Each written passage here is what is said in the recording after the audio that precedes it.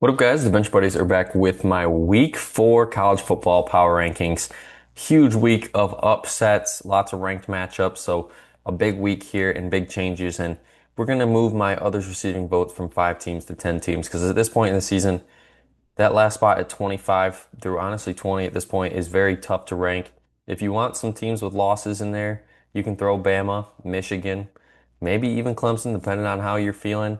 But if you want some other teams in Arizona State as well, and if you want some teams that, could be in the top 25 that are undefeated, you got Mississippi State, Nebraska, Tulane, TCU, and then obviously SMU, Baylor played each other, so they kind of cancel each other out there. Um, well, all these teams, I would not be surprised if they crack the top 25 at some point this year. Maybe it's next week, depending on how some games go. But dropping from my rankings, I got South Carolina, Clemson, USF. Obviously, South Carolina gets blown out. They go right down the field, opening drive, nothing after. Clemson, I mean, yeah, they lost at the end there, but this is just not the same old Clemson's team with all this talent. And USF shouldn't even have showed up to that game in Miami. And 25 through 21, I have USC joining the pack here with a win over Purdue. It wasn't sexy, it wasn't pretty, but this offense is still very good going on the road. And then that Michigan State game is a very underrated game. If you can stay up on the East Coast to watch that one, I suggest watching USC and Lincoln Riley play another undefeated Big Ten team. Louisville, they're off. They dropped 2 spots just because some teams win and played better than them. They get Bowling Green this week. Auburn moves up one with their win over South Alabama. Jackson Arnold and company play well. And now they got to go into Oklahoma to face John Mateer, which is going to be a great game for both those teams, both undefeated as they start SEC play. Notre Dame loses a heartbreaker. They're 0-2, and CJ Carr, I think he's going to be the guy here for the foreseeable future, but Notre Dame just got to figure out ways to win these games. They do get an easier challenge against Purdue at home. Hopefully they can get on the board here, and if they don't, well, you can kiss their playoff chances goodbye as if right now they are hanging on by a thread. Texas Tech at 21. Oregon State, dominant win there. Nothing really to report there, just another expected win for Texas Tech. And then this week we get to see what they are really made of as they travel to Utah to face the Utes. And that's probably going to be one of the better games you're going to want to tune into this week. 20 through 16, we'll start at 20. Missouri, easy win against Louisiana. They get South Carolina at home, and which was anticipated to be a huge ranked matchup. Now, obviously, South Carolina falls out with their loss to Vandy. Missouri is that team that I think is slowly going to creep up on people. They are still doing it at this point.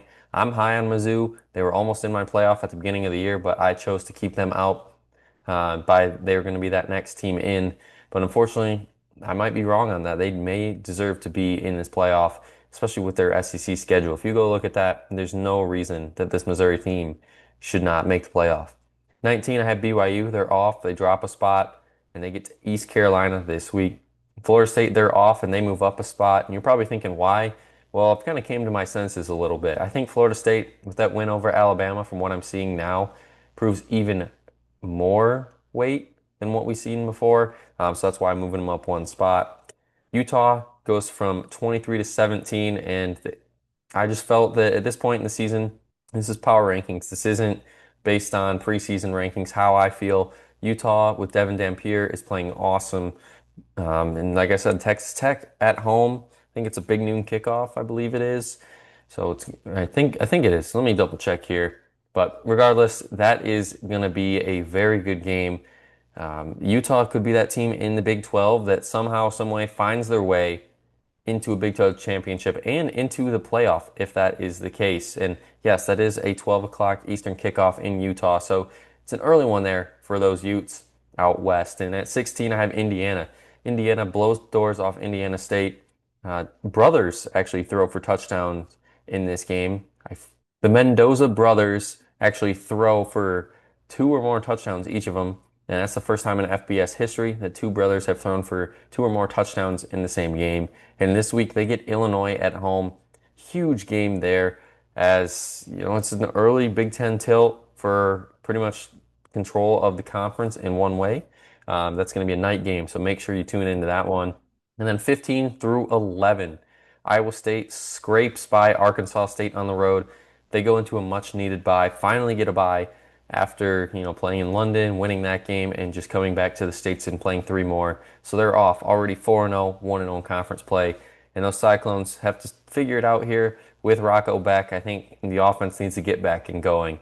Talk about the offense that was going. It was the Haynes King show. I think he had 80% of the yards for this Georgia Tech team against Clemson, and they executed well late. Obviously, ran the field goal team on, plenty of time to get the kickoff, and that kick would have been good from it looked like 70 yards.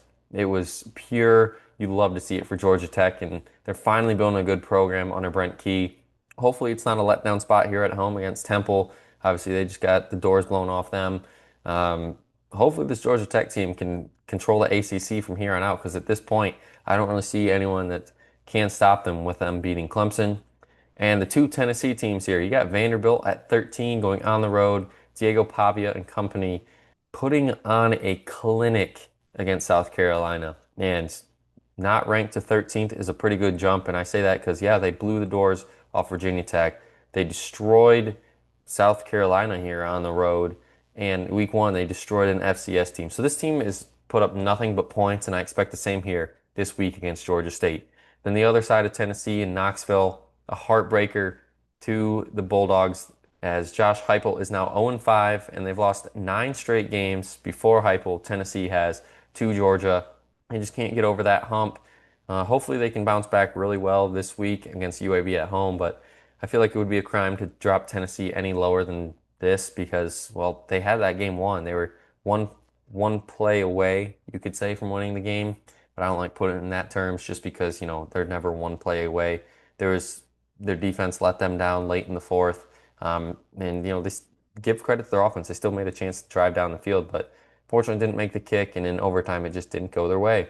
Ole Miss at 11, and they beat Arkansas at home by 6. Arkansas covers with the 6.5.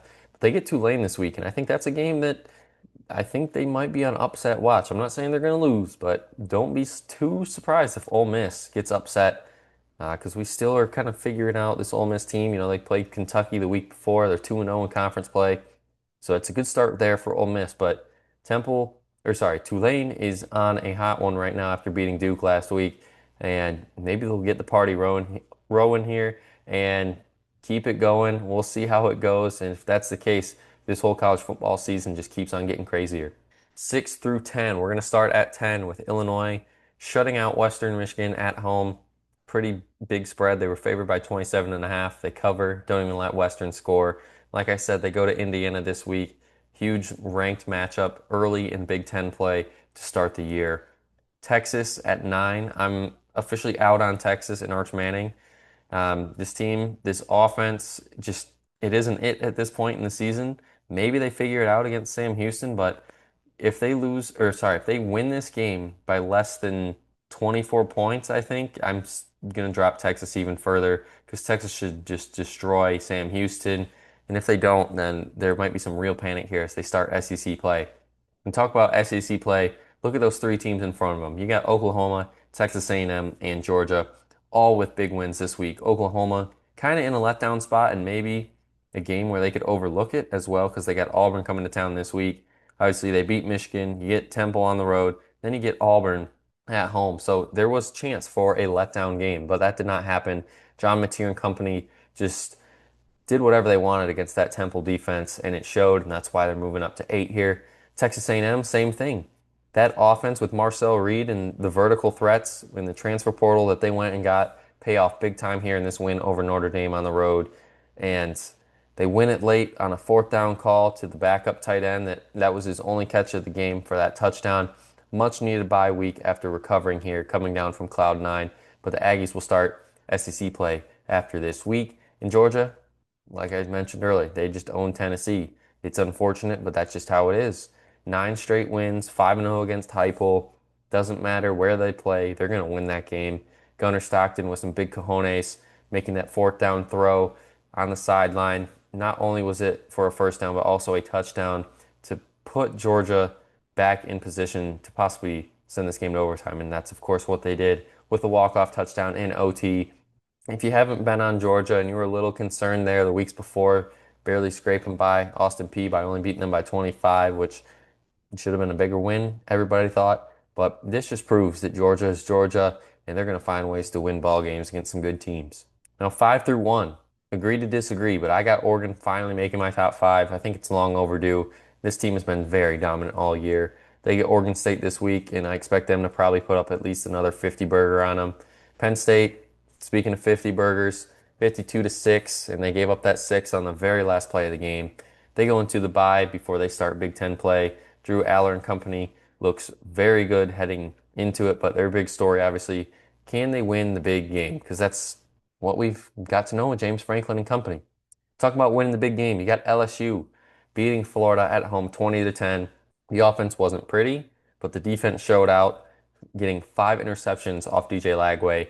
But a win is a win. I think Brian Kelly knows that this offense isn't clicking on all cylinders right now, but maybe this game against Southeast Louisiana can open up the doors and maybe they put up 60 and then everybody is not concerned at all here for this LSU team. But this defense is a top 3 defense in the country and they're going to prove it week in and week out. And talking about a defense that I think too many people weren't talking about is Miami, only limiting USF to 12 points here after this team was on fire here weeks before, destroying Boise State, beating Florida in Florida, and Miami just comes out and shows who the real king of Florida is at this point in the season. And Carson Beck and company look really good. They get Florida now at home, and honestly, at this point, I expect them to probably beat them by 2 possessions just because Florida looks so lost right now. Miami should, I don't want to say cakewalk because, it is a rivalry game, but I would not expect Miami to lose this game. And then at 1, Ohio State staying at number 1 because, well, when you're a defending champion, I'm not taking you out of number 1 unless you lose a game. And Ohio gave them a run for their money there in that first quarter, but it's Ohio State against Ohio. Ohio in the recent years have got blown out, but this team has gotten better. One of the better teams in the MAC champions last year, and could repeat this year. But Ohio State just was too much, obviously, for that Ohio team because Ohio State has depth where these little teams don't. And once those little teams can't figure it out, then that's when Ohio State's depth just comes into play and takes over. And more deservingly so, that's why Ohio State is still at number 1. That's going to be it for week 4. Check back next week to see if your team made the cut. Till next time, Bench Buddies are out.